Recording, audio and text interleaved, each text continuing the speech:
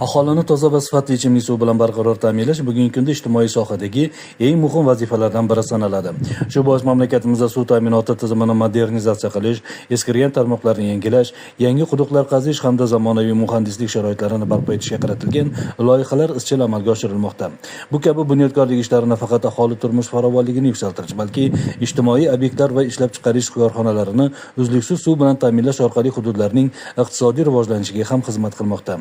Ana shunday muhim loyihalardan biri bugungi kunda Xo'jaobod tumanining Yangi hayot mahalla fuqarolar yig'ini hududida amalga oshirilmoqda.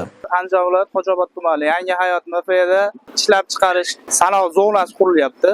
Shu sanoat zonasi uchun ichimlik suv tarmog'i tortilyapti hozirgi kunda. Ichimlik suv tarmog'i masofasi 3 kilometrli 159 lik temir turbada tortilyapti. Ikkita quduqdan iborat, ikkita nasos, 500 kubadan ikkita rezervuar qurilyapti hozir. Bu ikkita 500 kubali rezervuardan sanoat zonaga suv beriladi. Sanoat zonamizda 30 dan ortiq ishlab chiqarish ko'zda tutilgan. Hozirgi ikkita rezervuar shu 30 dan ortiq ishlab chiqarish zonasini tadbirkorlarni to'liq ichimlik suv bilan ta'minlash uchun mo'ljallangan. Hozirgi kunda ko'rib turganinglardek ishlarimiz jadal ravishda ketyapti. Bunga sabab zamonaviy texnikalar jalb qilingan. O'z ishini ustasi, malakali ustalar jalb qilingan.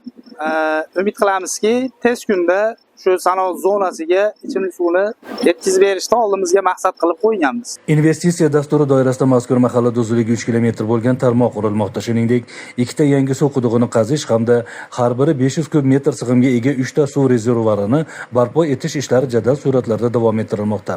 Mazkur inshootlar ishga tushirilishi natijasida hududda faoliyat yuritayotgan 30 dan ortiq obyektli uzluksiz va sifatli ichimlik suvi bilan ta'minlanadi. Bu esa tashkilotlar faoliyatida suv ta'minoti bilan bog'liq muammolarni bartaraf etish, infratuzilma barqarorligini mustahkamlash hamda kelgusida hududning ijtimoiy-iqtisodiy rivojlanishi uchun yanada qulay shart-sharoitlar yaratishga xizmat qiladi.